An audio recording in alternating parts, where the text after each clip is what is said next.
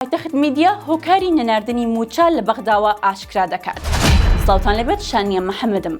چاوەڕوان دەکرا لە سەرەتای ئەم هەفتەیە موچەی موچەخۆرانی هەرێمی کوردستان لە بەغداوە ڕەوانە بکرێت کەچی تاوەکو ئەم ساتە پارەکە نەگەیشتووە. پایتەخت میدیا بە دوواداچوون بۆ ئەم پرسە دەکات و هۆکارەکەی ئاشکرا دەکات. لەسەر کێشەی نەناردنی موچەی موچەخۆرانی هەرێمی کوردستان، پایتەخت میدیا پەیوەندی بە سەرچاوەیەکی ئاگادار لە بەغداوە کرد و ڕایگەاند.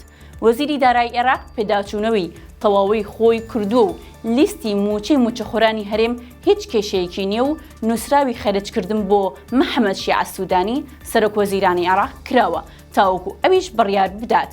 ئەم سەرچاوەیەش ئاشکرای کردووە کە لە نێو وەزارەتی دارایی عێراق کێشەی تایبەتی هەیە. ئەمە جیالەوەی هاوشەوی چەند مانگی پێش و حکوومەتی عێراق و بانکی ناوەندی کێشەی پارەی نەختینیەم بۆ دروست بووە. سەرچاوەیەک لە وەزارەتی دارایی هەرێم بە پایتەخت میدیای ڕاگەیاند.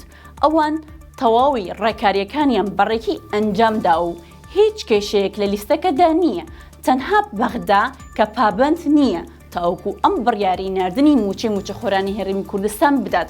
ئەگەرنا شاندی تەکنیکی وەزارەتی دارایی هەرێم ئامادەیە لە بوونی هەر کێشەیەک ڕاستەوخۆ گەشتی بەغدا بکەن بۆ چارەسەرکردنی کێشەکان. هەروەها دوێنێش سەرۆکوەزیران مەسرور بارزانی لە بەغداوە لەسەر ئەم پرسە گوتی: ئێمە لە حکوومەتی هەرێم ئەرکی خۆمان بە تەواوەتی جێبەجێ کردووە و هیوادارن حکوومەتی فیدراڵ ئەرک و بەرپرسیارەتی خۆی بە تەواوەتی جێبەجێ بکات. هەر ئەم ڕۆژ ئەنجومەنی وەزیرانی عێراق کۆبوونەوەی ئاسایی خۆی دەکات و پێشبینیش دەکرێت هەر لە کۆبوونەوەکەدا بڕیاری ناردنی موچەی موچەخۆرانی هەرێمی کوردستان بدرێت.